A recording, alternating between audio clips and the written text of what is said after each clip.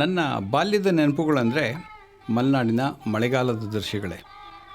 ಸಹ್ಯಾದ್ರಿಯ ಗಿರಿಶ್ರೇಣಿ, ನಿತ್ಯ ಹರಿದ್ವರ್ಣದ ಕಾಡುಗಳು, ಅಡಿಕೆ ತೋಟ, ಭತ್ತದ ಗದ್ದೆಗಳ ಮಧ್ಯೆ ಗಾವುದಕ್ಕೊಂದು ಮನೆ.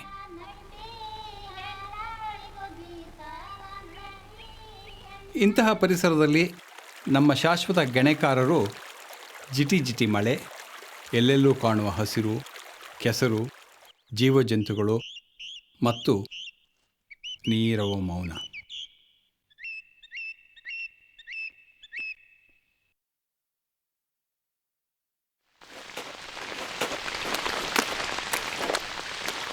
ಸ್ಕೂಲ್ನಿಂದ ವಾಪಸ್ ಬಂದ ಮೇಲೆ ಮಾತಿಗೆ ಜನ ಸಿಗದ ಸಂಜೆ ಹೊತ್ತಿನಲ್ಲಿ ಮನಸ್ಸನ್ನು ಮುದಗೊಳಿಸ್ತಾ ಇದ್ದಿದ್ದು ಕನ್ನಡದ ಕಥಾ ಜಗತ್ತು.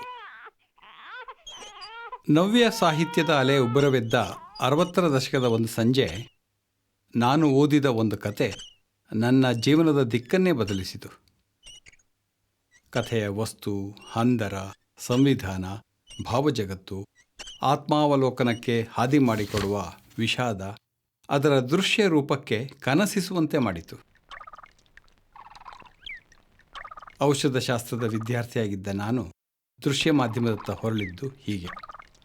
ದಶಕದ ನಂತರ ನನ್ನ ಮೊದಲ ಚಿತ್ರಕ್ಕೆ ವಸ್ತುವಾದ ಆ ಕಥೆ ಘಟಶ್ರಾದ್ದ.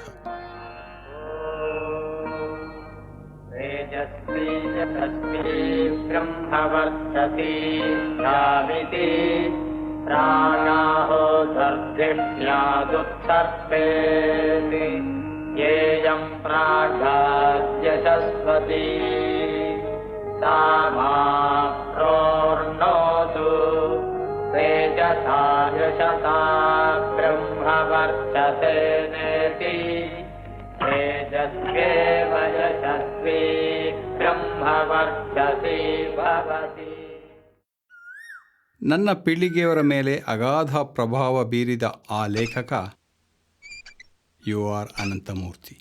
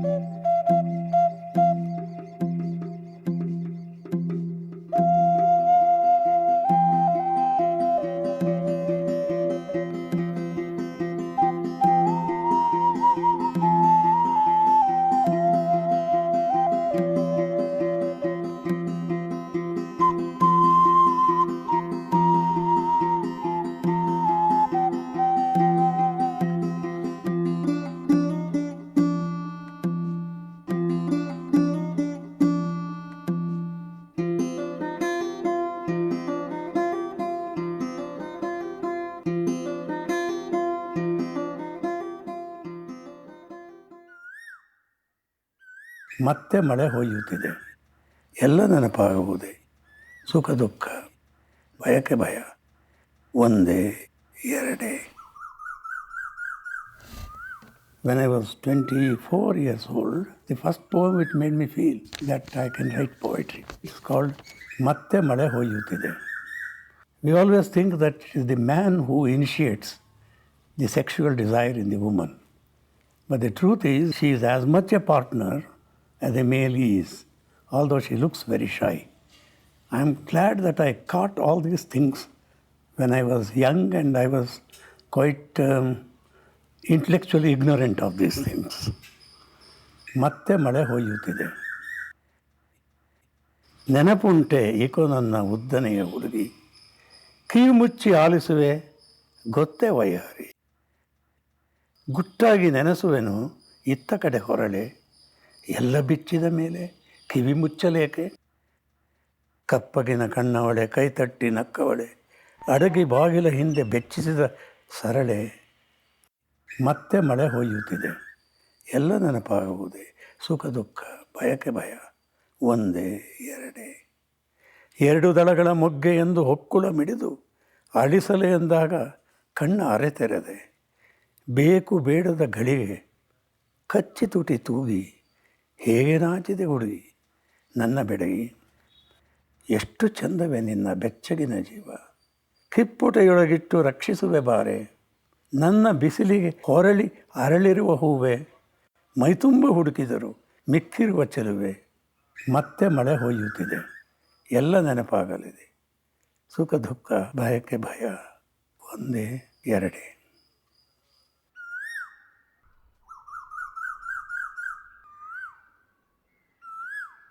I don't think he is relevant only for India today.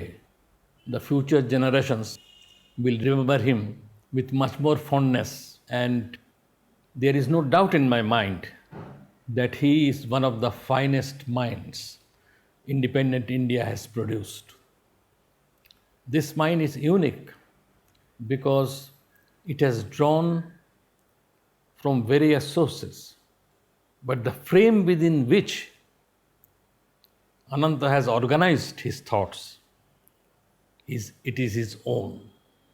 At one level, he is a philosopher and a thinker, but at another level, he does not use the language of technical philosophy and technical social theory.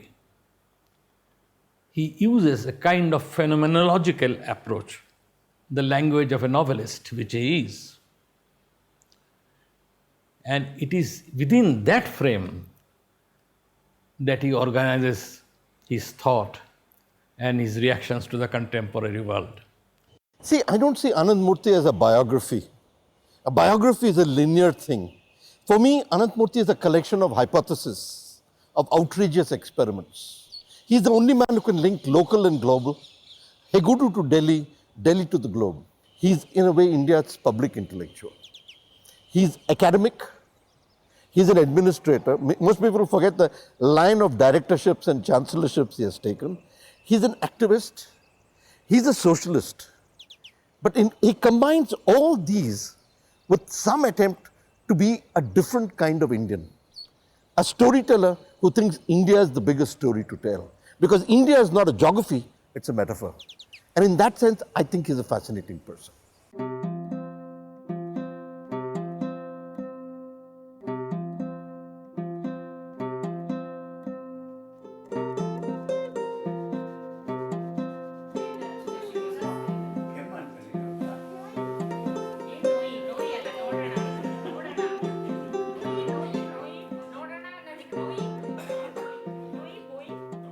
We can consider the ideological spectrum of Ananthamurthy in two phases. In the first phase, Ananthamurthy is a rebel, a staunch modernist who ruthlessly exposes the age-old and meaningless religious traditions of India, the social divide in the name of caste, and certain meaningless rituals pervading the whole Hindu society.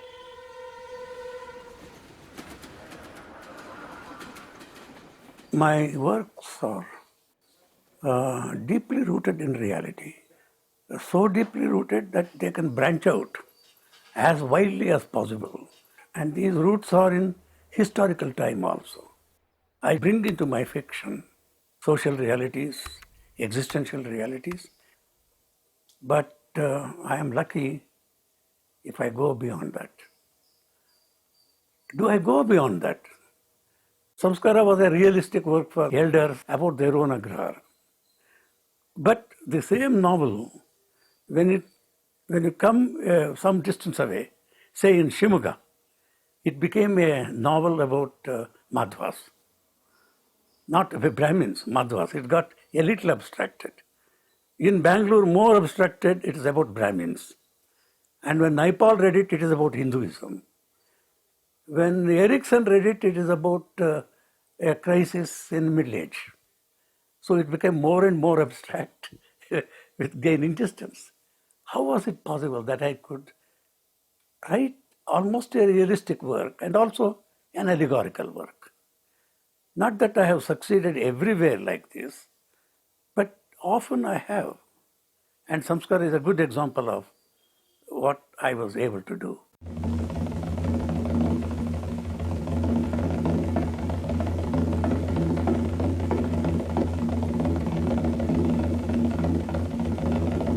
Acharya! Acharya! Acharya! ಏನಮ್ಮ ಚಂದ್ರಿ ಏನಾಯ್ತು?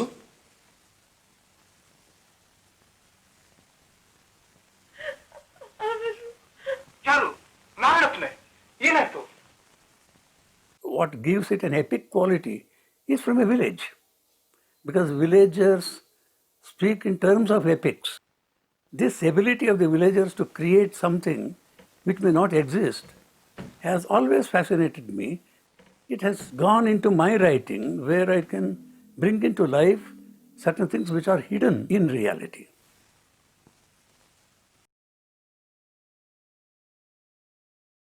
Something unheard, something unseen, a sense of mystery is there in the reality itself.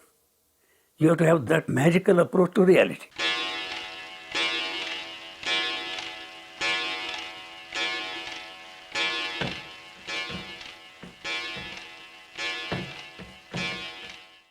If I was just realistic, it would have been just of the time and then nobody would read it. If it is purely symbolic, then it becomes so big and so fleshless, dry, it will not seem real at all. You see, think you are in time and you also think you are beyond time. It's a strange mixture of feeling. You have to bring it into your writing.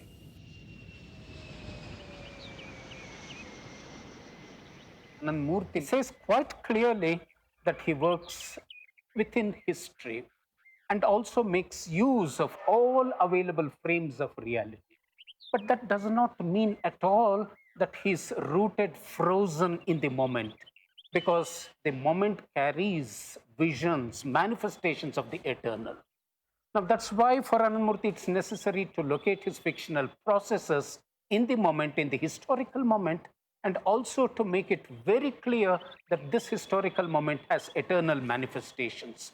In Kannada, he talks of the Sadhya, which means the temporal moment, and the Shashvata, which means the eternal. Now, how does one explain where Anandamurti gets these from? Now, when we try to understand these, we realize that for Anandamurti, the moment is what leads to the eternal. And all these came to him as experiences and knowledges from his organic community, the organic community which shaped his consciousness even as a child, which later he developed into a notion of a community.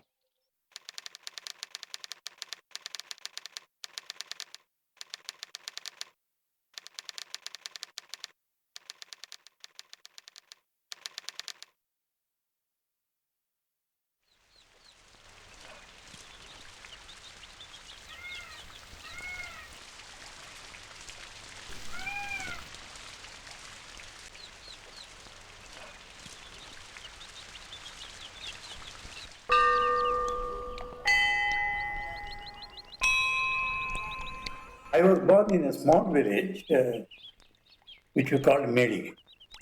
My grandfather was the priest and very orthodox. He wouldn't even wear a shirt. My mother was also orthodox. And my father, although born to a priest, slowly became a Laukika, a man of the world. And then he was influenced by Gandhi. He wore a shirt, he wore a coat, he wore a cap, and under the cap he had a cropped head and also a little tuft. In a strange way, we were poor and very rich culturally, but we were all very poor. I began to go through a very intense kind of change in my high school days, that I was living through different times of world history at the same time.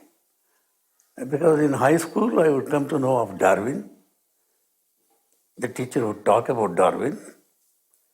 When I went back, there would be a great Shastri who would argue that the earth is flat, not round. An Arya Samajist would come from Tirthali and he would argue against the Brahminical old superstitions. And at the same time, Gandhi had started temple entry agitation, and the Brahmins in my Agrar would consider Gandhi a Kali who has come to destroy the Sanatana Dharma. They were against him. And then slowly became a socialist because of the other concerns. And then when I came to the college, every day I would meet a communist, would come and argue with me, your socialism will not do. We need to have Lenin's vanguard of the proletariat, and if you don't have it, you can't make a revolution. Now, what is important at that age of mine, we never brought in practicality in our discussion. We discussed ideas for their own sake. As I could look inside myself and also outside, Chomanaduri was a turning point in my life. And also who I am.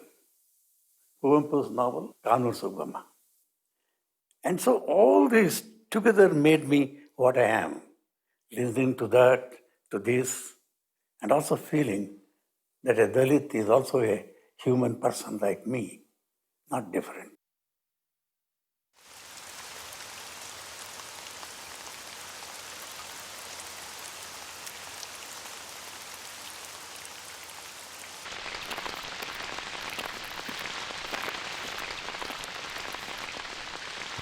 ಒಬ್ಬನೇ ನಡೆಯುವಾಗ ಜಗನ್ನಾಥ ಹೊಂಡಗಳನ್ನು ಬಳಸುವುದಿಲ್ಲ, ಹಾರುತ್ತಾನೆ.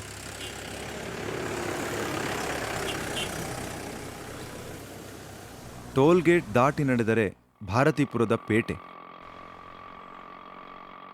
ಅದು ಬೇರೊಂದು ವಾಸನೆಯ ಪ್ರಪಂಚ. ಮೇಲಿಂದ ಇಣಿಕಿದರೆ ಚಕ್ರವ್ಯೂಹದಂತಹ ಬೀದಿಗಳು. ಹತ್ತಿರ ಬಂದರೆ ಉಚ್ಚೆ ವಾಸನೆಯ ಗುಂಡಿಗಳು. ತಗ್ಗಿನ ಪ್ರದೇಶದಲ್ಲಿರುವ ಈ ಪೇಟೆ ಮಂಜುನಾಥ ಸ್ವಾಮಿಯಿಂದಾಗಿ ಹುಟ್ಟುಕೊಂಡದ್ದು. ಅನಾಮತ್ತಾಗಿ ಎತ್ತೆತ್ತಲೋ ಬೆಳೆದದ್ದು. ಊರಿನ ಪ್ರತಿ ಮನೆಯಲ್ಲೂ ಹೊಗೆ ತುಂಬಿದ ಒಲೆ ಎದುರು ಅಡುಗೆ ಮಾಡುತ್ತಾ ಕೂತಿರುವ ಹೆಂಗಸರು. ದೇವರ ದರ್ಶನಕ್ಕೆಂದು ಬಂದ ಯಾತ್ರಾರ್ಥಿಗಳನ್ನು ನೋಡುತ್ತಾ ಮನೆಯ ಜಗಲಿ ಮೇಲೆ ಕೂತ ಗಂಡಸರು. ಭೂತರಾಯನಿಗೆ ಹೆದರಿ ಗೇಣಿ ಕೊಡುವ ಒಕ್ಕಲುಗಳು. ಇಲ್ಲಿ ಕ್ರಿಯೆ ಸಾಧ್ಯವೇ? ಚರಿತ್ರೆಗೆ ಸೇರಿಸುವ ಕ್ರಿಯೆ, ಕಾಲಕ್ಕೆ ಜವಾಬ್ದಾರನಾಗುವ ಕ್ರಿಯೆ. ಪ್ರಿಯ Margaret, life has ceased to be creative here. Manjunatha Swamy ಈ ಜೀವನದ ಕ್ಯಾನ್ಸರ್. ದೇವರನ್ನು ನಾಶ ಮಾಡದ ಹೊರತು ನಾವು ಕ್ರಿಯೇಟಿವ್ ಆಗಲಾರೆವು. ನಾವೆಲ್ಲ ದೇವರ ಗರ್ಭದಲ್ಲಿರುವ ಪಿಂಡಗಳಂತಿದ್ದೇವೆ. ಹುಟ್ಟಿಯೇ ಇಲ್ಲ. ಚರಿತ್ರೆಯ ಪಂಥಕ್ಕೆ ಸಿಕ್ಕಿಲ್ಲ. ಸೀಳಬೇಕು.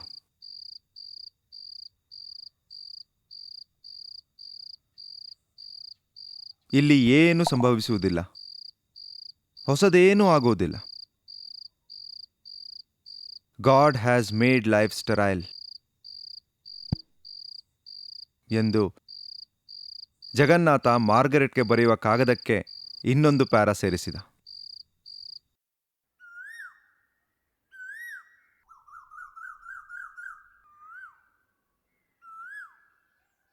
In one sense, Lohia and Gandhi have pushed him towards using a framework which is and will not be a derivative from the various frameworks floating around the intellectual world in the West and outside West too.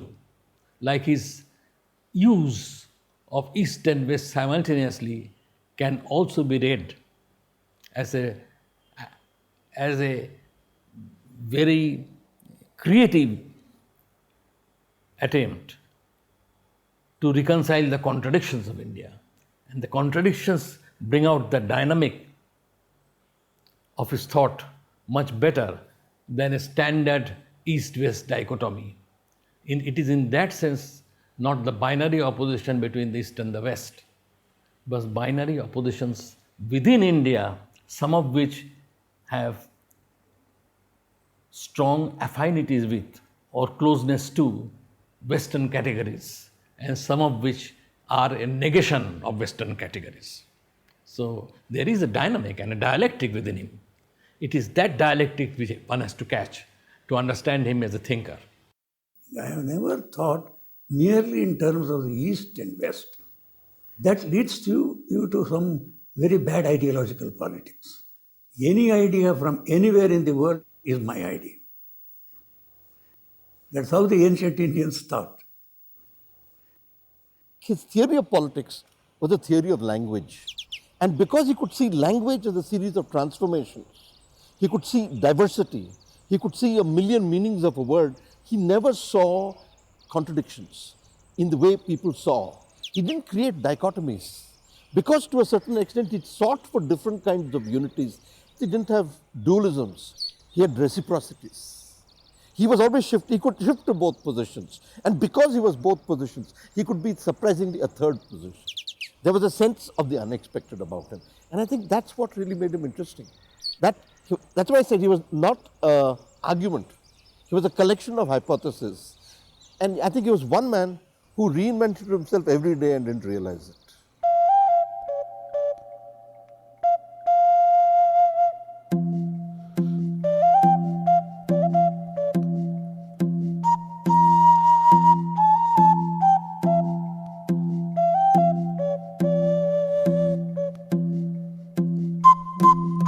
ಅನಂತಮೂರ್ತಿಯವರು English ಸಾಹಿತ್ಯದ ನಿರಂತರವಾದ ಅಧ್ಯಯನದಲ್ಲಿ ತೊಡಗಿದ್ರು. ಪಶ್ಚಿಮದ ವಿಚಾರಧಾರೆಯಲ್ಲಿ ಸಂಪೂರ್ಣ ಕೊಚ್ಚಿ ಹೋಗಲಿಲ್ಲ. ಭಾರತೀಯ ತತ್ವಚಿಂತನೆ ಮತ್ತು ಭಾರತೀಯ ವಿಚಾರಗಳು ನಿರಂತರವಾಗಿ ಅವರನ್ನ ಕಾಡ್ತಾ ಬಂದಿದೆ. ಅಂದ್ರೆ ಅವರು ಪಶ್ಚಿಮ ಮತ್ತು ಪೂರ್ವದ ಒಂದು ಸೆಳೆತದಲ್ಲಿ ತೊಡಗಿಕೊಂಡೇ ಇದ್ದಂಥವ್ರು. ಅವರ ಎರಡನೆಯ ಒಂದು ಅಂಶ ರಾಜಕೀಯವನ್ನ ಮತ್ತು ವ್ಯಕ್ತಿವಾದವನ್ನ ಅವರು ಒಟ್ಟಿಗೆ ಮಾಡುವಂತ ಕ್ರಮ. ಈಗ ಒಂದು ಸಮುದಾಯದ ಸಮಾಜವಾದಿ ಚಿಂತನೆ ಮತ್ತು ಅಸ್ತಿತ್ವವಾದದ ನೆಲೆಯಲ್ಲಿ ಬೆಳೆದಂತಹ ಒಂದು ವ್ಯಕ್ತಿವಾದದ ಚಿಂತನೆ, ಇದೆರಡು ಅವರಲ್ಲಿ ಒಂದು ಕರ್ಷಣಕ್ಕೆ ಒಳಗಾಗ್ತಾನೆ ಇರುತ್ತೆ. ಮೂರನೇದು ಬಹಳ ಮುಖ್ಯ ಮತ್ತೆ ಸೂಕ್ಷ್ಮವಾದಂತ ಅಂಶವನ್ನು ನಾವು ಅವರು ಸಭ್ಯ ಮತ್ತು ಸಂತ ಅಂತ ಹೇಳುವ ಪರಿಕಲ್ಪನೆಯಲ್ಲಿ ಇದ್ದದ್ದನ್ನು ನೋಡ್ಬೋದು. ಈಗ ವೆಸ್ಟ್ ಅವರಿಗೆ ಸಭ್ಯ ಅಂದ್ರೆ ಒಂದು ಜೆಂಟಲ್ಮ್ಯಾನ್ ಅಂತ ಹೇಳ್ತಾರೆ. ಈಸ್ಟ್ ನ ಬೆಸ್ಟ್ ಎಲ್ಲಿರುತ್ತೆ ಅಂದ್ರೆ ಸಂತನಲ್ಲಿರುತ್ತೆ ಅಂತ ಅವರು ತಿಳ್ಕೊಳ್ತಾರೆ. ಅಂದ್ರೆ ವೆಸ್ಟ್ ಸಭ್ಯ ಅಂದ್ರೆ ಜೆಂಟಲ್ಮ್ಯಾನ್ ಅಂದ್ರೆ ಅದು ಒಂದು ಅತ್ಯುತ್ತಮವಾದ ನಾಗರಿಕತೆಯ ಕೊಡುಗೆ, ಸಿವಿಲ್ ಸೆನ್ಸಿನ ಒಂದು ಅತ್ಯುತ್ತಮವಾದ ಕೊಡುಗೆ, ಅದು ಹೊರಮೈಯಲ್ಲಿ ಕಾಣಬೇಕದು. ಸಂತ ಅಂದ್ರೆ ಅದು ಒಳಗಿನ ಲೋಕದ ಕೊಡುಗೆ, ಹೊರಗಿನ ಲೋಕಕ್ಕೂ ಒಳಗಿನ ಲೋಕಕ್ಕೂ ವ್ಯತ್ಯಾಸವಾಗದ ಹಾಗೆ ಅದನ್ನು ಗ್ರಹಿಸಿ ತೋರಿಸಿ ಮಾರ್ಪಡಿಸಿ ಕಲ್ಪಿಸಿಕೊಳ್ಳುವಂತ ವ್ಯಕ್ತಿತ್ವದ ಬದಲಾವಣೆ. ಎರಡು ಸಂಸ್ಕೃತಿಗಳ ಅತ್ಯುತ್ತಮವಾದ ನೆಲೆಗಳಲ್ಲಿ ಮೂಡಿಬರೋದು ಅಂತ ಅವ್ರು ತಿಳಿತಾರೆ.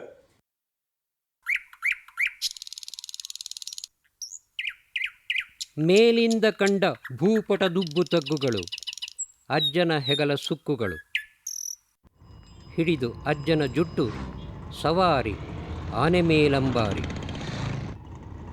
ಅವನದು ಅವನ ಅಜ್ಜನ ಹೆಗಲ ಮೇಲೆ ಹೀಗೇ ನನ್ನ ಹಾಗೇ, ಚಡ್ಡಿ ಜೇಬಲ್ಲಿ ಬಚ್ಚಿಟ್ಟು ಹಲವು ಗುಟ್ಟು, ಹಿಡಿದು ಅಜ್ಜನ ಜುಟ್ಟು ಸವಾರಿ ಆನೆ ಮೇಲಂಬಾರಿ. ಅಜ್ಜನಜ್ಜನದು ತನ್ನ ಅಜ್ಜನ ಹೆಗಲ ಮೇಲೆ ಹೀಗೆ ನನ್ನ ಹಾಗೆ, ಕಾಡಲ್ಲಿ ಹಿಡಿದು ಅಜ್ಜನ ಜುಟ್ಟು ಸವಾರಿ ಆನೆ ಮೇಲಂಬಾರಿ. ನಿತ್ಯದ ಕಾಡು ಅದೇ ಕಾಡಿನ ದಯಕ್ಕೆ ಹೆಜ್ಜೆಗಿಟ್ಟಿಸಿಕೊಂಡ ಅಚ್ಚುಮೆಚ್ಚಿನ ಹಾದಿ. ಇಲ್ಲಿ ಋಷಿ ಜಟೆಯಾಗಿ, ಅಲ್ಲಿ ವನದೇವತೆಯ ಸೊಟ್ಟ ಬೈತಲೆಯಾಗಿ, ನುಡುಪು ಕುಂಕುಮ ಹಾದಿ, ಪೊರೆಬಿಟ್ಟ ಹಾವಿನ ಹಾದಿ, ಹುಲಿ ಹೆಜ್ಜೆ ಹಾದಿ, ಹಕ್ಕಿ ಚಿಲಿಪಿಲಿ ಹಾದಿ, ಆಗಿ ನಿತ್ಯದ ಹಾದಿ, ಸತ್ಯದ ಹಾದಿ. ತಿರುವೆಲ್ಲಿ ಮುರುವೆಲ್ಲಿ ಕಾಲೇ ತಿಳಿದು ಇಲ್ಲಿ ಬೆಳಕಾಗಿ, ಅಲ್ಲಿ ನೆರಳಾಗಿ, ಗುಟ್ಟ ಹತ್ತಿಸಿ ಇಳಿದು ಪ್ರಿಯವಾಗಿ, ತುಳಿದ ಪಾದದ ಸಹಿತ ತಾನೂ ಸವೆದು, ಎಲ್ಲಿ ಅಂದರೆ ಅಲ್ಲಿ ಅಲೆಯುವುದೇ ಖಾಸಗಿ ಮನೆಗೆ ಮರಳುವ ಭರವಸೆಯಾದ, ಮುನ್ನೋಟಕ್ಕೆ ದಿಕ್ಕು ತೋಚದ ಹಾಗೆ ಹೇಗೋ ದಿಕ್ಕಾದ, ಅವ್ಯಕ್ತ ಮೊಟ್ಟು ಪೊದೆ ನಡುವೆ ಗುಡುಗುಮ್ಮ ಅಡಗಿರುವ ಕಾಡ ಒಡಲಿನ ಗೂಢ ತುಸು ತೆರೆದ ಹಾದಿ, ಒಲಿದ ನಿರಂತರದ ಸವೆದ ಹಾದಿ. ಇವು ನೆನಪುಗಳು, ಹೊರಲು ಬಯಸುವ ನನ್ನ ಹೆಗಲ ಸುಕ್ಕುಗಳು. ಅವರು ಬರವಣಿಗೆ ಉದ್ದಕ್ಕೂ ಕೂಡ ಸ್ವಂತದ ಅನುಭವಗಳನ್ನು ಶೋಧನೆ ಮಾಡೋದಕ್ಕೆ, ಅದರ ಅರ್ಥವನ್ನು ಕಂಡುಕೊಳ್ಳೋದಕ್ಕೆ, ಅದರ ಬೆಲೆ ಕಟ್ಟೋದಕ್ಕೆ ಕಾವ್ಯನ ಬಳಸ್ಕೊಂಡಿಲ್ಲ, ಕತೆ ಕಾದಂಬರಿಗಳನ್ನು ಬಳಸ್ಕೊಂಡಿದ್ದಾರೆ. ಆದರೆ ಕಾವ್ಯ ಅವರಿಗೆ ಲೋಕವನ್ನು ಕಾಣುವ, ವ್ಯಾಖ್ಯಾನ ಮಾಡುವ, ತನ್ನ ನಿಲುವುಗಳನ್ನು ಮಂಡಿಸುವ ಒಂದು ಹಾದಿಯಾಗಿ ಕೂಡ ಅದವರಿಗೆ ಸಹಾಯ ಮಾಡ್ತಾ ಹೋಗುತ್ತೆ. ನಾವೆಲ್ಲ ಅಂದ್ಕೊಂಡಿರೋ ಹಾಗೆ ಕಾವ್ಯ ಒಳಗನ್ನು ಶೋಧಿಸೋದಕ್ಕೆ, ಕಥಾ ಸಾಹಿತ್ಯ ಹೊರಗನ್ನು ಕಂಡುಕೊಳ್ಳೋದಕ್ಕೆ ದಾರಿ ಅಂತ ಅನ್ನೋದು ನಮ್ಮ ಸಾಮಾನ್ಯ ತಿಳುವಳಿಕೆ. ಆದರೆ ಅನಂತಮೂರ್ತಿ ಹೀಗೆ ಯಾಕೆ ಮಾಡ್ತಾರೆ? ಅವರ ಕವಿತೆ ಒಳಗಡೆ ನೀವು ನಿಯತವಾದ ಲಯಗಳನ್ನು ಗುರುತಿಸೋದಕ್ಕಾಗೋದಿಲ್ಲ, ಗೇಯತೆ ಅನ್ನೋದನ್ನು ಕಲ್ಪನೆ ಮಾಡ್ಕೊಳ್ಳೋಕೆ ಕೂಡ ಸಾಧ್ಯ ಆಗೋದಿಲ್ಲ. ಅಥವಾ ಭಾವುಕತೆ, ಯಾವುದನ್ನು ಸೆಂಟಿಮೆಂಟಲ್ ಅನ್ಬೋದು ಅಥವಾ ಎಮೋಷನಲ್ ಅಂತ ಕರಿಬೋದು, ಭಾವನಾತ್ಮಕವಾದ್ದರಿಂದ, ಅದನ್ನು ಕೂಡ ಹಾಗೆ ಕರೆಯೋದಕ್ಕಾಗೋದಿಲ್ಲ. ಏನಂದ್ರೆ ಅವರ ಕವಿತೆಯ ಬರವಣಿಗೆಯನ್ನು ಉದ್ದಕ್ಕೂ ಕಂಟ್ರೋಲ್ ಮಾಡ್ತಾ ಇರೋದು ಅವರ ಬುದ್ಧಿನೇ ಆಗಿರುತ್ತೆ. ಇದು ನಿಂತು ಆಲೋಚನೆ ಮಾಡೋದನ್ನು ಬೇಡ್ತಕ್ಕಂಥ ಒಂದು ಬರವಣಿಗೆ. ವರ್ಡ್ಸ್ವರ್ತ್ ಆಗಲಿ, ರಿಲ್ಕ್ ಆಗಲಿ, ಅವರು ಮೂಲದಲ್ಲಿ ಬರೆದಿರ್ತಕ್ಕಂಥ ಕವಿತೆಗಳ ಒಂದು ಲಯಗಳ ಒಂದು ವಿನ್ಯಾಸ ಇರುತ್ತಲ್ಲ, ಅದನ್ನು ಬಿಟ್ಟು ಬರಿಬೇಕು ಅಂತ ಅನ್ಕೊಳ್ತಾರೆ ಹೊರತು ಅನಂತಮೂರ್ತಿ ಅವ್ರನ್ನ ಅನುಕರಣೆ ಮಾಡಬೇಕು ಅಂತ ಅನ್ಕೊಳ್ಳೋದಿಲ್ಲ. ಅನಂತಮೂರ್ತಿ ಅವರ ಒಟ್ಟು ಕಾವ್ಯ, ಕನ್ನಡ ಕಾವ್ಯದ ಒಟ್ಟು ಪರಿಸರದಲ್ಲಿ ತುಂಬ ಘನವಾದದ್ದು ಅಂತಂದೇ ಆದರೂ ಕೂಡ ತುಂಬ ವಿಶಿಷ್ಟವಾದದ್ದು, ಅನನ್ಯವಾದದ್ದು.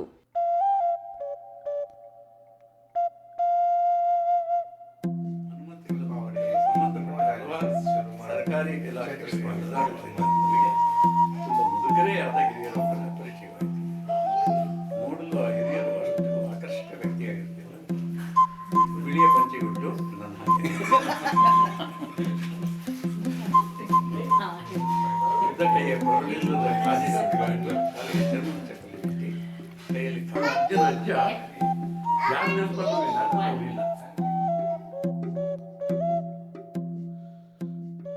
Anandmurti is of enormous consequences as a thinker and not just a creative writer. And a great part of this significance lies in the fact that as a thinker he came up with the terms that captured the spirits of the times. In fact, one of his very old expressions was English Brahmana and Kannada Shudra. What could have been a very stereotypical notion was to use language as a tool of subversion. That Kannada, supposed to be low in relation to English, could be used for protest, social protest, political protest, cultural protest, and therefore as a subversive category.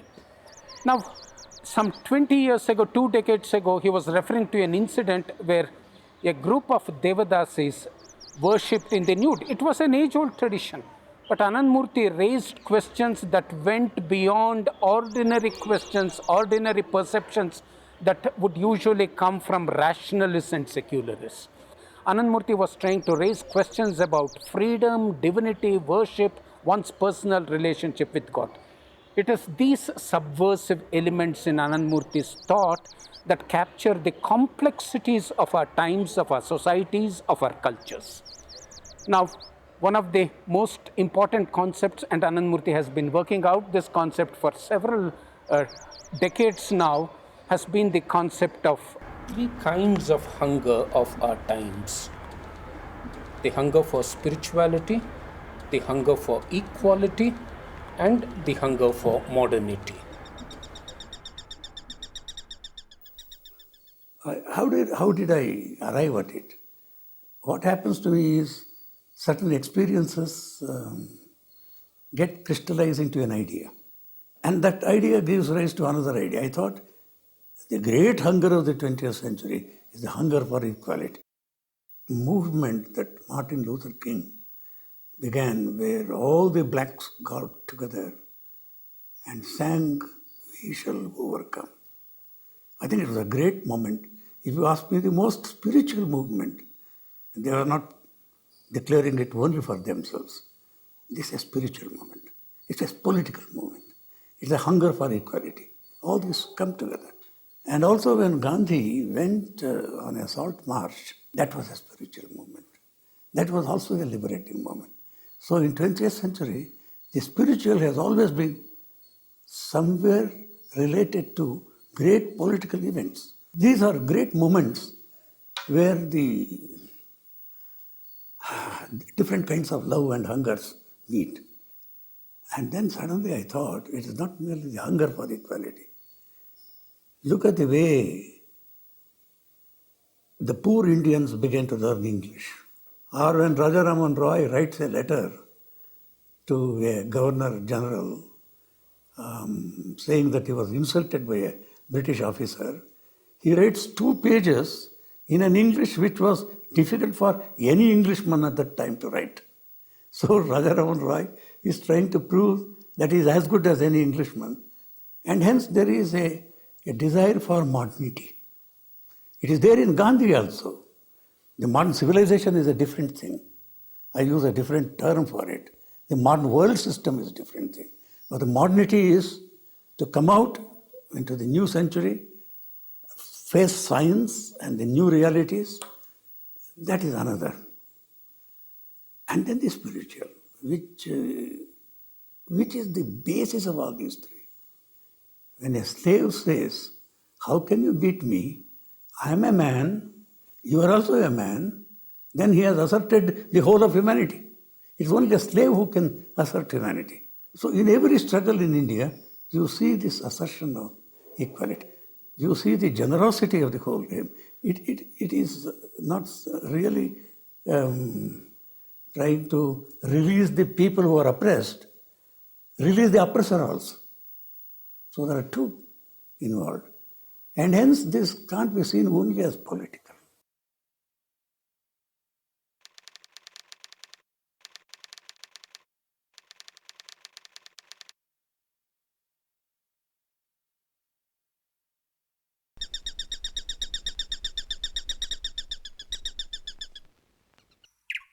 When I talk about literature, particularly Indian literature, I use a metaphor.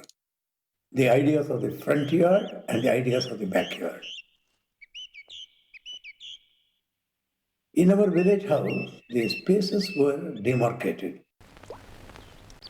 The front yard belonged to elders, where they would sit and discuss politics, court matters, business, and in the evenings, Ramayana, Bharata, Bhagavata were also read. It was the place to discuss ideas.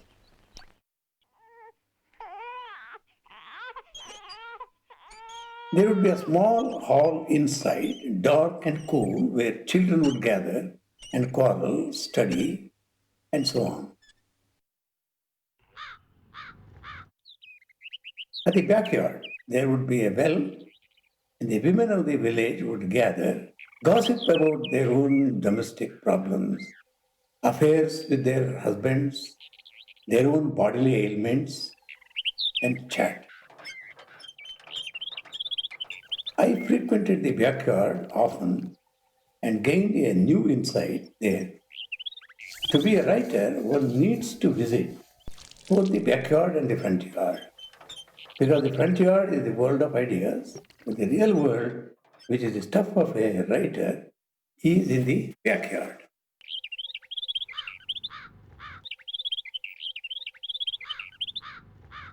But I have also seen how the ideas of the backyard come into the front yard. The ideas of the front yard go into the backyard. That's why, Ramayana in the front yard is one story. Ramayana in the backyard is another story. There are several Ramayanas. So India has evolved both and kept them both alive. And hence we have a creativity in India, in Indian languages, which is constantly being invigorated by the backyard. Indian literature has a backyard. We may call them regional languages, vernaculars, but I don't like those words. Rather use the word backyard. Then which is the front yard? In the ancient times, perhaps it was Sanskrit, now replaced by English. And I would say that Kabir, Nanak, Basavanna, Tukaram were as familiar with the front yard as with the backyard. That's why our great religious poets become meaningful in all our languages. The front yard and the backyard is not just a metaphorical expression. It's not just an allegorical expression. The backyard actually means the voices of those communities, of those individuals that are not very central to people who belong to what we would call the mainstream tradition. Now, the backyard is the area that has many submerged voices. Gossip or the front yard and backyard are actually the searches of third world writers, African writers, Caribbean writers, writers from Latin America, who are trying to bring into their creative processes those voices, those experiences that are marginalized, that tend to get liquidated as history moves on. Western novel tradition would certainly not make use of, not listen to these voices. Say, for instance, Dalits, blacks, tribals in the Indian context. These are not very important for a Western sense of history. I think he's talking on behalf of the search, the quest of the whole generation of third world writers who try to capture those submerged voices of the post-colonial situation. Now, I think it's in this context that we must see his creative process, not just in relation to the world of art, the world of imagination, but the larger questions that people interested in cultural politics raise in their works. Anant Murthy is one man who understands the magic of every day. He's a storyteller, and he has all the love for gossip a storyteller has. And he's probably the most patient listener I've seen as an intellectual. He told me, quiet, learn to listen.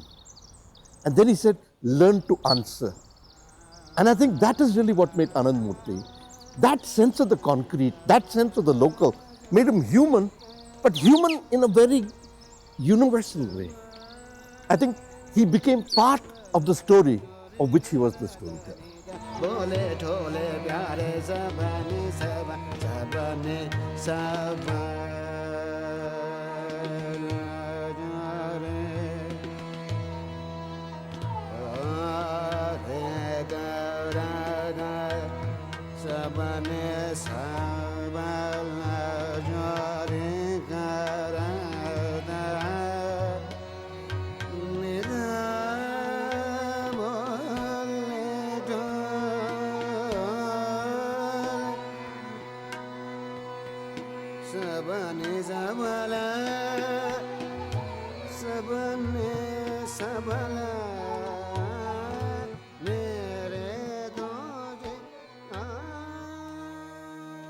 Ananthamurthy ಅವರ ವ್ಯಕ್ತಿತ್ವದಲ್ಲಿ 3 ಅಂಶಗಳಿವೆ.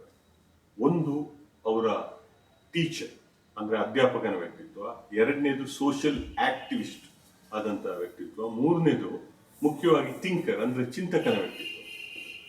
ಈ thinker ಅಥವಾ ಚಿಂತಕನ ವ್ಯಕ್ತಿತ್ವದಲ್ಲಿ ಅವರಿಗೆ 2 ನೆಲೆಗಳು ಇರ್ತವೆ. ಒಂದು ಮುಖ್ಯವಾಗಿ ರೂಪಕಗಳ ಶೋಧನೆ, ಯಾವುದೇ ಒಂದು ವಿಚಾರ ಅನುಭವ ರೂಪಕವಾಗಿ ಅದು ಶೋಧನೆಯಾಗಿ ಒಂದು ಅನುಭವವಾಗಿ ಒಂದು ಕ್ರಿಯೇಟಿವ್ ರೈಟಿಂಗ್ ಅಲ್ಲಿ ಬರಬೇಕು. ಇನ್ನೊಂದು ಐಡಿಯಾ ಲೆವೆಲ್ ನಲ್ಲಿ ಸಿಕ್ಕುವಂತ ವಿಚಾರಗಳು, ಅವರ ಬರಹಗಳಿರ್ಬೋದು ಅಥವಾ ವೈಚಾರಿಕ ಚಿಂತನೆ ಇರ್ಬೋದು, ವಿಮರ್ಶೆ ಇರ್ಬೋದು, ಟ್ರೆಡಿಷನ್ ಅಂಡ್ ಮಾಡರ್ನಿಟಿಯ ಅಂಶಗಳು ಹೇಗೆ ಎದುರು ಬದುರಾಗುತ್ತೆ ಅನಂತಮೂರ್ತಿ ಅವರಲ್ಲಿ ಅಂದ್ರೆ, ಈ ಹೊಸತು ನಮ್ಮ ಅಭಿಜಾತಕ್ಕೆ ಸೇರಿ ಹಳತನ್ನ ಹೊಸ್ತು ಮಾಡುತ್ತೆ. ಹಳತಾಗಿರೋದಿಲ್ಲ, ಹೊಸ್ತಾಗಿ ಇರೋದಿಲ್ಲ. ಹೊಸ್ತು ಹೋಗಿ ಹಳತು ಒಂದು ಹೊಸತಾಗುತ್ತೆ. ಇದು ಅವರು ನಮ್ಮ ಅಭಿಜಾತ ಪರಂಪರೆಯನ್ನ ಆಧುನಿಕತೆಯ ಮೂಲಕ ಬೆಳೆಸುವ ಕ್ರಮ.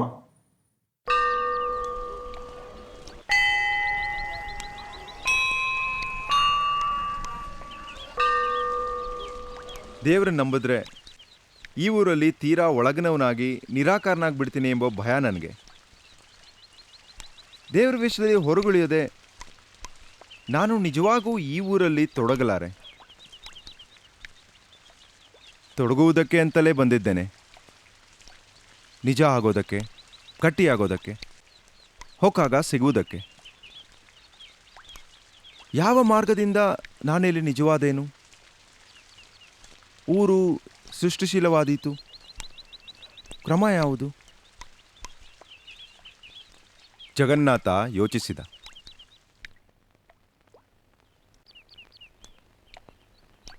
ಯಾವ ಸಾಮಾಜಿಕ ರಾಜಕೀಯ ಬದಲಾವಣೆಯಿಂದಲೂ ಮನುಷ್ಯನ ಎಕ್ಸಿಸ್ಟೆನ್ಷಿಯಲ್ ರಿಯಾಲಿಟಿ ಬದಲಾಗದು ಎಂದು ಇಂಗ್ಲೆಂಡಿನಲ್ಲಿ ಕಾಫಿ ಕ್ಲಬ್ನಲ್ಲಿ ನಡೆಸುತ್ತಿದ್ದ ಚರ್ಚೆಗಳು ಮಂಜುನಾಥನ ಕೂಪವಾದ ಭಾರತೀಪುರದಲ್ಲಿ ತಮಾಷೆಯಾಗಿ ಕಂಡುವು.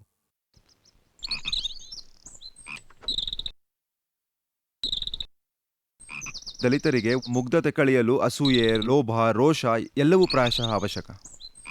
ಆಸೆ ಹುಟ್ಟದೆ ಓದು ಬರಹ ಹತ್ತುವುದಿಲ್ಲ. ಆಸೆಯಿಂದ ಸಂಕಟ, ಸಂಕಟದಿಂದ ಪ್ರಜ್ಞೆ. ಹಾಗಿದ್ದಲ್ಲಿ ಅವರಲ್ಲಿ ಹೊಟ್ಟೆಕಿಚ್ಚು ಆಸೆಗಳನ್ನು ಹುಟ್ಟಿಸಲು ನಾನು ಅಂಜಕೂಡದು. ಎಂಗೆಲ್ಸ್ ಹೇಳೋದಿಲ್ವೇ, ಚರಿತ್ರೆ ಮುಂದುವರಿಯಲು ಕಾರಣ evil passions of men.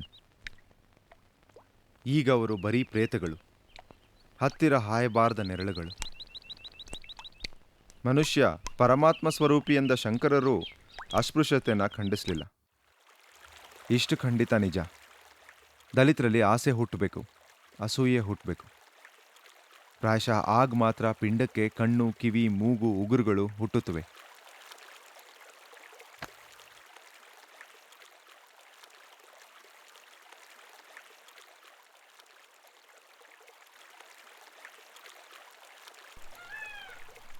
Many parts of his work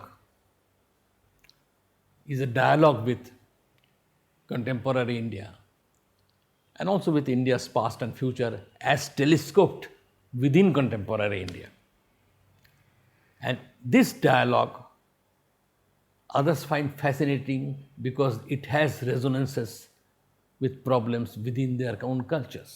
Certainly, Asians and Africans will find many things very challenging in his work.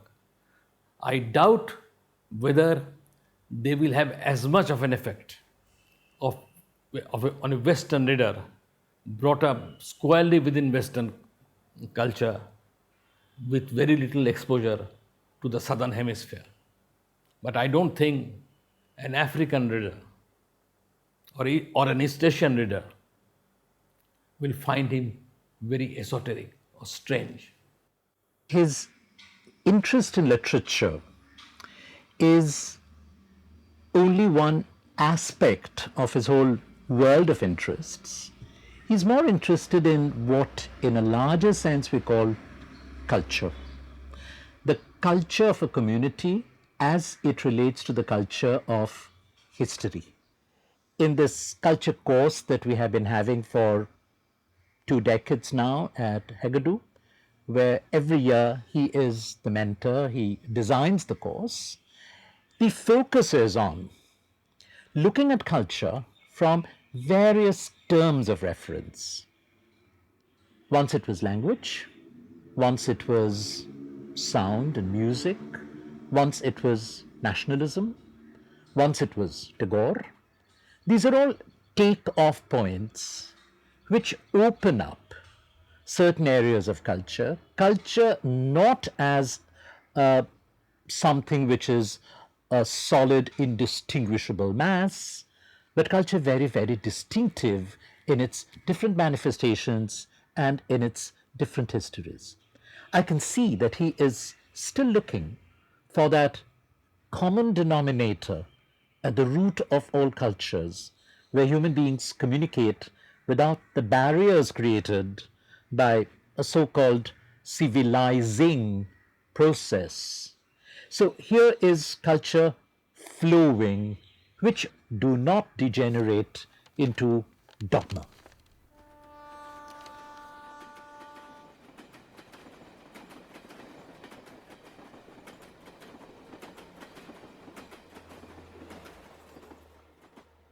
Ananthamurthy has been not only a major writer, but also a major cultural presence.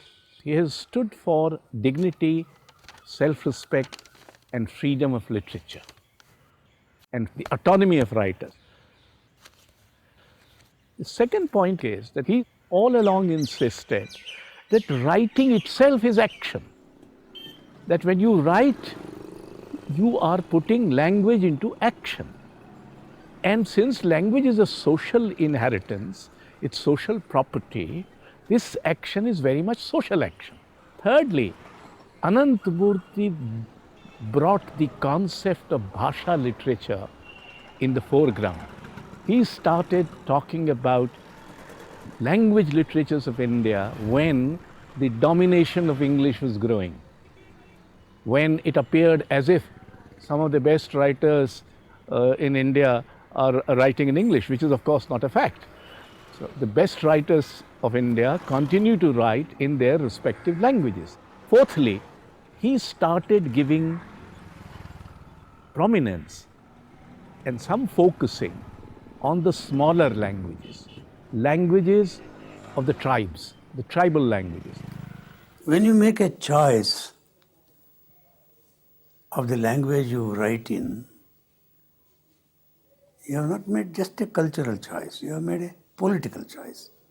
So I made consciously a political choice to write in Kannada. What difference? If I had not written in Kannada, I wouldn't have written Samskara. I wouldn't have written Bharatipura. I wouldn't have written Ghatesravka. So choice of the language is also a political choice. When once you make that choice, then you stand for all the languages of India. Because our democracy depends on the multiplicity of religions and languages. And hence, during a crisis here, when there was this demand in Gokak agitation that Kannada should be the only language, then I protested. Because I wanted in Karnataka place for Urdu, for Hindi, for Marathi, for any language. When I was president of the Sahitya Academy, the tribal people would come and tell me their languages should be recognized. I said, Academy is not a place where languages are recognized, where literatures are recognized. So if your language produces a literary work, it is an Indian literary work. So we began to invite tribal literary people to national literary seminars. This, I think, is a political act.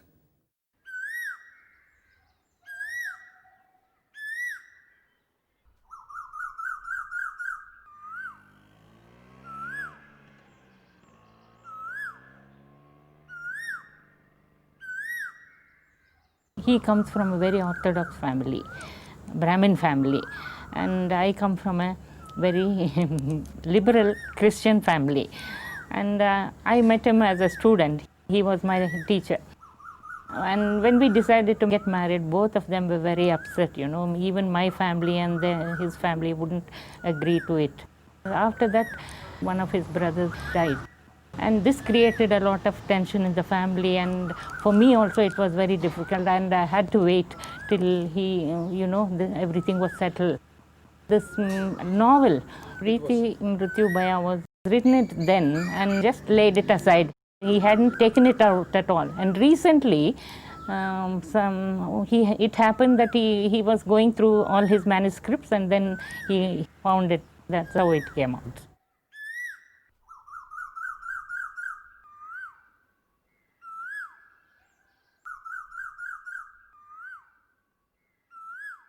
My grandfather used cowrie shells to guess the future. But we used to steal it and then play with it. And I suddenly thought that playing with cowrie shells, playing with words for poetry are similar. But this play with words begins to gather meaning. Meaning that you did not intend even.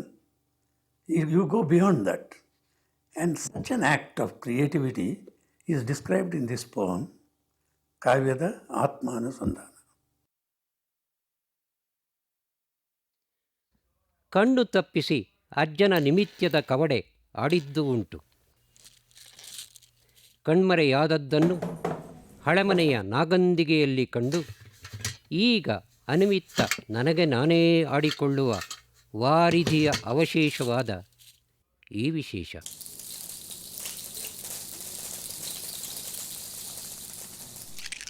ಮುಷ್ಟಿಯಲ್ಲಿ ಜಾರುವ ನಯದ ತಕರಾರು ಎನ್ನಿಸಿ ಹಾರಿಸಿ ಬಾಲಕನಂತೆ ಚಪ್ಪಾಳೆ ತಟ್ಟಿ ಚಾಚಿದ ಮುಂಗೈ ಮೇಲೆ ಬಾಲ್ಯದಲ್ಲಿ ಕರಗತವಾದ ಕೌಶಲ್ಯದಲ್ಲಿ ಹಿಡಿದು ಮುಂಗೈಯಿಂದ ಇನ್ನೂ ಮೇಲೆ ಎಸೆದು ಸಾವಕಾಶದಲ್ಲಿ ಆಚೀಚೆ ಆಡಿಸಿ ತಡೆದು ಮತ್ತೆ ಮುಂಗೈ ಮೇಲೆ ತಂಗಿಸಿಕೊಂಡು ಇನ್ನೂ ಮೇಲೆ ಮೇಲೆ ಚಿಮ್ಮಿಸಿ ಮತ್ತೆ ಮತ್ತೆ ಪಡೆದು ತೊಡೆ ತಟ್ಟಿ ತಟ್ಟಿ ಚಾಚಿ ಕಾಯುವ ಮುಂಗೈಗೆ ಮುದ ತಂದದ್ದನ್ನು ಕ್ಷಣದಲ್ಲಿ ಹಾರಿಸಿ ಮುಂಗೈ ಮುಷ್ಟಿಯಲ್ಲಿ ಈಗ ಅಧೀನವೆನ್ನಿಸುವ ಅನ್ಯಕ್ಕೆ ಹಿಗ್ಗುವುದು.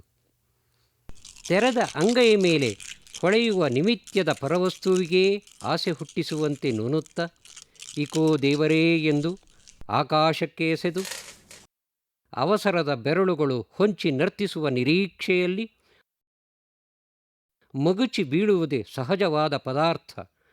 ಅಂಗಾತ ಬಿದ್ದು 4 ಕಣ್ಣುಗಳಾಗಿ ಒದಗಲೆಂದು ಪ್ರಾಣವನ್ನೇ ಕಣ್ಣಲ್ಲಿ ತಂದು ಹಸಿಯುವುದು. ನಾನು ಆಡುವ ಮಾತು ನನ್ನನ್ನೇ ಕಾಣಬಲ್ಲವೇ? ಅದೃಷ್ಟ ಬೇಕು.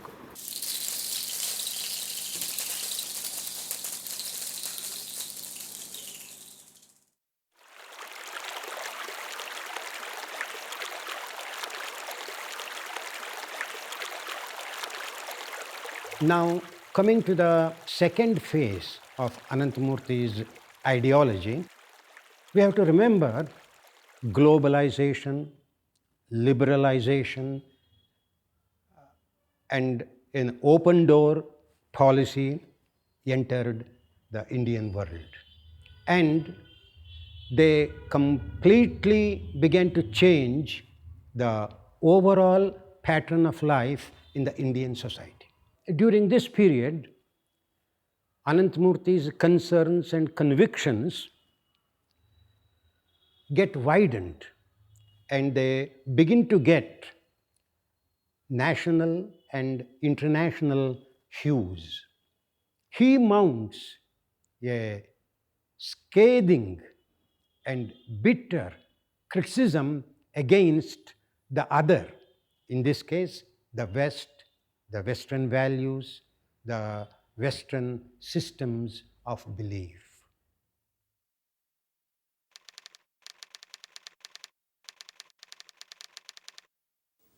If a work is not just a statement of one's belief or a desire to propagate something dear to the author, then it can use any idea to explore the self. So there is nothing dichotomous about contrary ideas. Contraries meet in a very intense experience. And these dichotomies which you see, when you put it logically, fall off because of the intensity in which it is taken into an examination of the self. And if it is not an examination of the self, but a statement about truth, then immediately you begin to question it, whether it is true or not. A good work doesn't place anything before you in some kind of masterly way. It asks only questions. They altogether make for an examination of ideas in a way the kids wanted them to be examined, not saying, this is so, but would say, is this so? Negative capability. not reaching after irritable conclusions, because any conclusion is irritable. Leave it to the reader. Make it a shodha, a search.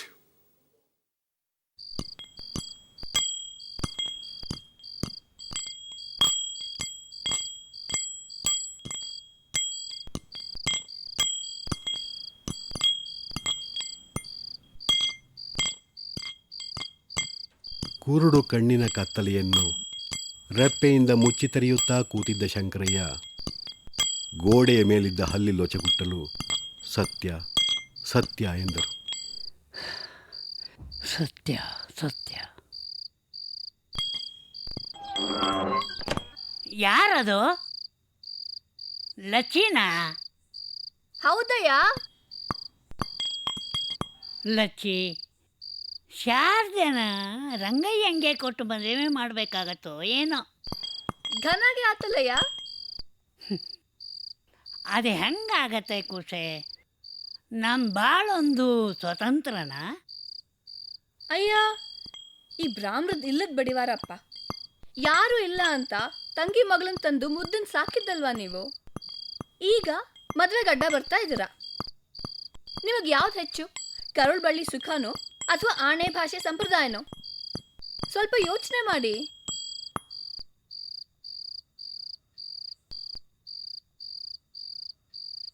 ಯಾವುದು ಹೆಚ್ಚು? ಯಜ್ಞೋಪವೀತಕ್ಕೆ ಸಿಕ್ಕಿಸಿದ್ದ ಉಂಗುರವನ್ನು ಕೈಯಲ್ಲಿ ಹಿಡಿದು ಯೋಚಿಸಿದರು ಶಂಕರಯ್ಯ. ಕೈಗಳಿಂದ ತಡವಿ ಕಿವಿಯಿಂದ ಆಲಿಸಿ ಜಗತ್ತಿನ ಜೊತೆ ಸಂಪರ್ಕವಿಟ್ಟುಕೊಂಡಿದ್ದ ಶಂಕರಯ್ಯನಿಗೆ ಈ ಪ್ರಶ್ನೆ ಎದುರಿಸಲಾರೆ ಎನಿಸಿತು. ರಂಗ ಯಾಕೆ ಹಿಂಗೆ ಕಟಕನಾಗಿ ಮಾತಾಡ್ತಾನೆ ಅಂತೀನಿ ನಾನು. ನನ್ನಿಂದ ಎಲ್ಲೋ ಏನೋ ತಪ್ಪಾಗಿದೆ. ಹುಟ್ಟು ಕುರುಡನಾಗಿ ಹುಟ್ಟಿದ್ದು ನನ್ನ ತಪ್ಪೆ. ತ್ರಾಣ ಇದ್ದವರು ಮಾತ್ರ ಬದುಕಿ ಉಳಿಯಲಿ ಎಂಬ ಪ್ರಕೃತಿಯ ನಿಷ್ಠುರ ವಿಧಿಯಲ್ಲಿ ನಾನು ಬದುಕಿ ಉಳಿದದ್ದು ನನ್ನ ತಪ್ಪೆ. ಬೇರೆಯವರಿಗೆ ಹೊರೆಯಾಗಿ ಬದುಕಲು ನಿನಗೇನು ಹಕ್ಕು ಎಂದು ಯೌವನದ ಕುರುಡಲ್ಲಿ ರಂಗ ಕೇಳುತ್ತಾನೆ. ಅವನೇ ಒಂದು ದೊಡ್ಡ ಪ್ರಶ್ನೆ. ಅವನು ನನ್ನ ವಿಧಿ. ನಾನು ಕುರುಡ, ಅವನು ಕುರುಡ.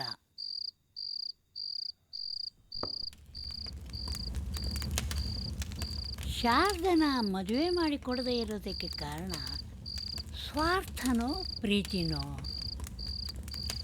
ಪ್ರೀತಿ ತಪ್ಪಲ್ವೋ ಶಂಕರ, ಮೋಹ ತಪ್ಪು ಅಂತಿದ್ರು ಅಪ್ಪಯ್ಯ.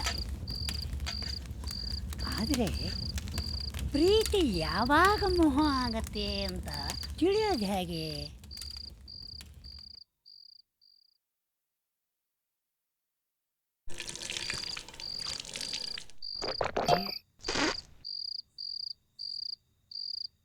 ಕೈ ತೊಳೆದು ಒಳಕ್ಕೆ ಬಂದ ರಂಗ ಶಂಕರಯ್ಯನನ್ನ ನೋಡಿದ್ದೇ ಬೆಚ್ಚಿದ, ಉಸಿರು ಹೋದವನಂತೆ ನಿಂತ.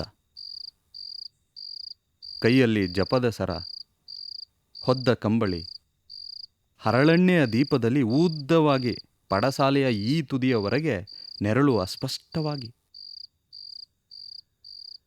ಹಣತೆಯ ದೀಪ ಹಂದಿದಾಗ ಬಳುಕಿ ಬಾಗಿ ಶಾರದೆಗೂ ನನಗೂ ನಡುವೆ ಬೀಳುವ ನೆರಳುಗಳು. ನನ್ನ ನೆರಳು ನನಗೆ ಭಯ. ಹುಟ್ಟುವಾಗ ಜೊತೆಗೆ ಹುಟ್ಟುತ್ತದೆ, ಸಾಯುವಾಗ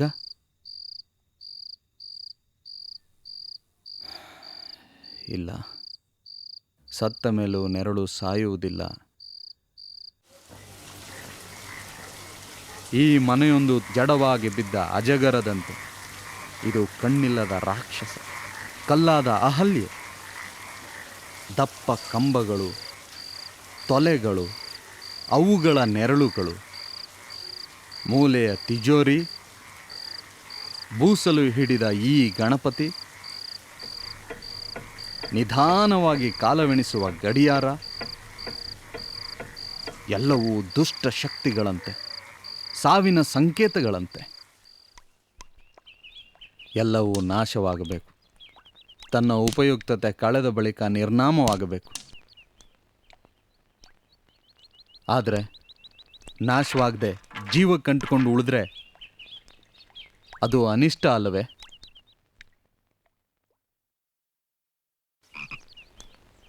The whole debate about modernity and a traditional way of life is not resolved, but put before the reader and before the characters also, without taking any side, because you can't take sides. The conflict is important and the resolution is important, which is possible only if there is a dramatic encounter between tradition and modernity. ಬಿಚ್ಚಿ ಹೋದ ಹೆರಳನ್ನು ಗಂಟಾಗಿ ಬಿಗಿಯುವ ಪ್ರಯತ್ನದಲ್ಲಿ ಪಡಸಾಲೆಗೆ ಬಂದ ಶಾರದೆ ರಂಗನನ್ನು ಕಂಡಿದ್ದೇ ಭಾವಶೂನ್ಯಳಾಗಿ ನಿಂತಳು.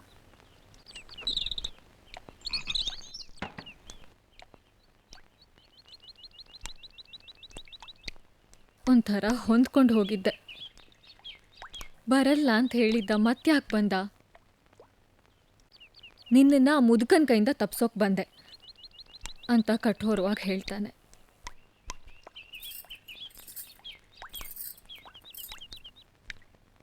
ರಂಗನ ಮಾತುಗಳೆಲ್ಲ ಶಾರದೆಗೆ ಮನಸ್ಸಿನ ವಿಕಾರವಾಗಿ ಕಂಡಿದ್ದುವು. ರಂಗನಿಗೆ ಎಲ್ಲವೂ ತನ್ನ ಮೂಗಿನ ನೇರಕ್ಕೆ ಆಗಬೇಕು. ಪ್ರೀತಿಸುವಾಗಲೂ ಆಹಾ ನಾನೆಷ್ಟು ಪ್ರೀತಿಸುತ್ತೇನೆ ನೋಡಿದೆಯಾ ಎನ್ನುವ ಅಹಂಕಾರ. ಮೈಸೂರಿಗೆ ಓದಕ್ಕೆ ಹೋಗದಿದ್ರೆ ನೆಮ್ಮದಿಯಾಗಿ ಪರಂಪರೆಯಿಂದ ಬಂದಿದ್ದನ್ನು ನೋಡ್ಕೊಂಡಿರ್ತಿದ್ದ. ಹಳ್ಳಿಲೇ ಇದ್ದಿದ್ರೆ ಮದುವೆನೂ ಆಗ್ಬೋದಿತ್ತು, ಎಲ್ಲ ಸಮಂಜಸವಾಗ್ತಿತ್ತು.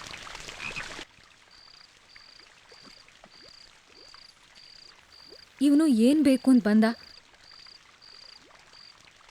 ಪ್ರೀತಿ ಅಂತೆ, ಕಾಮ ಶ್ರೇಷ್ಠ ಅಂತೆ. ಬಾವಿಗಾರಿ ಸತ್ತ ಅಕ್ಕನ ನೀರು ಕುಡಿದು ಹೆಣ ನೋಡಿದ್ಮೇಲೆ ಈ ಸುಖ ಬೇಡ ಅನ್ಸತ್ತೆ. ಈ ರಂಗ ನನ್ನನ್ನು ಪ್ರೀತಿಸಲ್ಲ, ಎಲ್ಲ ಬರೀ ಸುಳ್ಳು. ಕರುಣೆ ಇಲ್ಲದ ಕ್ರೂರಿ ಅವನು. ಹಂಗೆ ನೋಡಿದ್ರೆ ಅಕ್ಕನ ಬಸರು ಮಾಡಿ ಓಡ್ ಹೋದ ಮೇಷ್ಟ್ರಿಗೂ ಈ ರಂಗನ್ಗೂ ಏನು ವ್ಯತ್ಯಾಸ?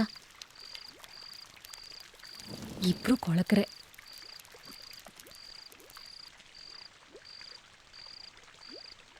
ಬಾಳಿಗೂ ನಂಬಿಕೆಗೂ ಸಂಬಂಧ ಕಡಿದು ಹೋಗಿ ಬಾಳು ಶುಷ್ಕ ಆಗಿದೆ, ನಂಬಿಕೆ ಕುರುಡಾಗಿದೆ. ಆದರೆ ರಂಗ ಬಂದು ಮಾತಾಡ್ತಿದ್ದ ಹಾಗೆ ಮನಸ್ಸಿನ ಬಿಗುವೆಲ್ಲ ಹೇಗೆ ಮಾಯ ಆಯಿತು? ಇಲ್ಲ, ಅವನಿಲ್ಲದೆ ಬದುಕಲಾರೆ. ಅಜ್ಜಯ್ಯನ ಕೈನೂ ಬಿಡದೆ ರಂಗನ ವಿಚಾರಗಳನ್ನಿಟ್ಕೊಂಡು ನೆಮ್ಮದಿಯಿಂದ ಬದುಕೋದು ಸಾಧ್ಯವಾಗ್ಲಾರ್ದ?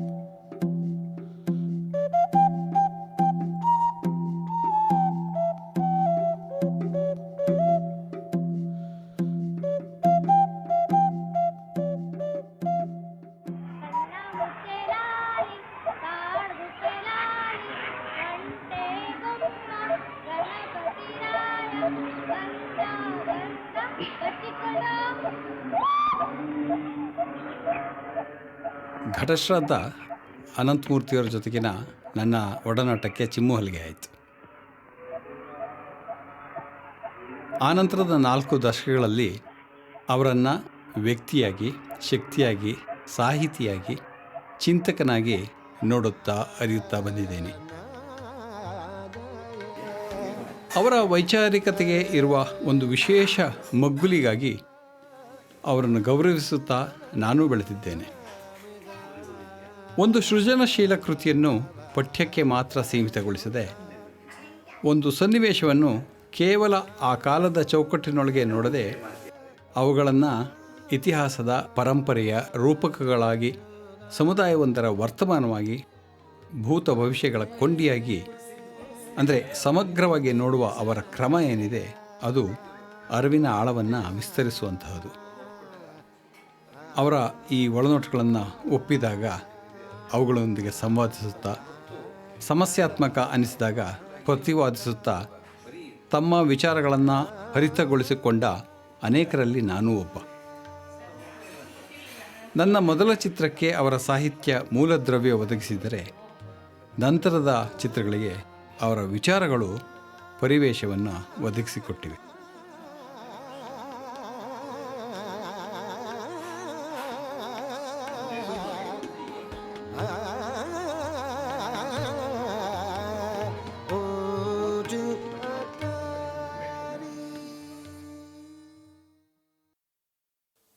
There is a strange reality about all of us human beings if we reflect on ourselves. In a way, we live in eternal time, and at the same time, at every moment. So there is an ambiguous kind of relationship. You belong to the moment, and also you belong to the past, the future, in your self-conscious, meditative mood. How to be true to the both? You not to be alive in the present now. It is the political present. And that is what we call politics. And particularly in a democratic country, you have to respond to every event. You can't respond to every event self-consciously from an eternal point of view. Sometimes, what seems right to do now, you must do it. That's an ethical need. But then you may change. What seemed ethically correct one day may not be correct on another day. And this kind of agitation goes on in my mind, responding to our times. Even now, I am not free from that, nor have I resolved all these contradictions. But while I have these contradictions, when I write not responding merely to the here and now or to the eternal, but what the work demands within its own framework. It has its own time, its own ethical structure, and I have to be true to that. And then you are caught in this kind of cycle, and then you begin to feel apolitical. Sometimes, the mind wants to rest and withdraw from the total political yes, no, this kind of conflict. And that too is reflected in some of my works that need to be apolitical, to withdraw and to face oneself. And if you can conclude about a writer ideologically is just this, then there is no mystery in that writer. Even a great writer like Garki, who was ideologically so firm, was a great writer because there are moments when he is not so firm ideologically. And then this is true of Brecht. We can see how Brecht can respond to the other moments of life. So if you are political, you should be able to respond to the apolitical. While you are apolitical, you should know that that is not the reality. The reality is changing you every moment, and that is politics, and you have to take it into account. And this is a difficult, tough thing in our times. Anant Murthy is an incomplete story because I think to a certain extent he fought many battles. And while the emphasis has always been on the battle for the colonization of the mind, I think the battle against colonization is half done, but the battle against globalization is half begun. And to me, that is the worrying point. I think globalization is the globalization of two things. The globalization of desire through the body and the globalization of evil through the varieties of violence that we are facing. And in contending against the insidious takeover of the body and what I call the almost eloquent takeover of society through terrorism, through the globalization of evil, you have a different kind of evil. And I don't think the social movements are ready for it. People like Nandi, Illich in a different sense, Anant Murthy are fighting this. But in this battle, they haven't won the minds. In fact, I think they even lost the hearts of the people, because the movements of protest is now still new, is now still loud, and it needs a language, a literature, a poetry which is very different. I think it's going to take time.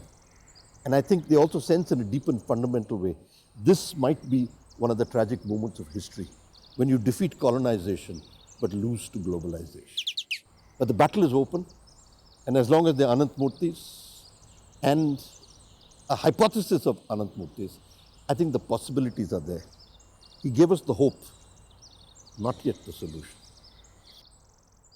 ಕಲಿಯಬೇಕಿನ್ನು ಗಾಳಿಯ ಹಾಗೆ ನಿರವಲಂಬಿ ಅಲೆವುದೇ ಬೇಟವಾಗುವುದನ್ನು, ಆಟವಾಗುವುದನ್ನು, ವಸ್ತುಗಳನ್ನು ಕಣ್ಣಿಗೆಪ್ಪಿಸಿ ಕೊಡುವ, ಆಕಾಶದುದ್ದಗಲ ಚೆಲ್ಲುವ, ತಳದಲ್ಲೆಲ್ಲ ವಿನಯಶೀಲ ನೆರಳಾಗಿ ತಂಗುವ ಬೆಳಕಿನ ಅವಲಂಬನವನ್ನು, ನಿರಂಬಳವನ್ನು, ಬಿದ್ದ ಬಿತ್ತವ ಬಚ್ಚಿಟ್ಟು ಬಿಚ್ಚಿಸಿ ಮೊಳೆಸಿ ಅದೇ ತೂರುವಾಗ ತಳ್ಳಿಸಿಕೊಂಬ ಇಳೆಯ ದಯೆಯನ್ನು, ಸೊಂಪನ್ನು, ಅಗ್ನಿಯ ನಿರ್ದಯವನ್ನು, ಹಠವನ್ನು, ದಿಟ್ಟಿಸುವ ಪರಿಯಲ್ಲೇ ನಿನ್ನ ನಿರ್ಲಕ್ಷ್ಯ ಹರಿಯುವುದನ್ನು, ಅದನ್ನು ಮೆಚ್ಚುವುದನ್ನು, ಮರದಂತೆ ಸುಮ್ಮನಿರುವುದನ್ನು, ಉದುರುವುದನ್ನು, ತಾಳುವುದನ್ನು, ಒಳಬರಲು ಕಾದಿದ್ದು ಬಂದಾಗ ಬಂದ ಪುಳುಕಕ್ಕೆ ಚಿಗುರುವುದನ್ನು. I am really very grateful for one line here which I got after reading Ramana deeply. ಅಗ್ನಿಯ ನಿರ್ದಯವನ್ನು, ಹಠವನ್ನು, ದಿಟ್ಟಿಸುವ ಪರಿಯಲ್ಲೇ ನಿನ್ನ ನಿರ್ಲಕ್ಷ್ಯ ಅರಿಯುವುದನ್ನು, ಮೆಚ್ಚುವುದನ್ನು.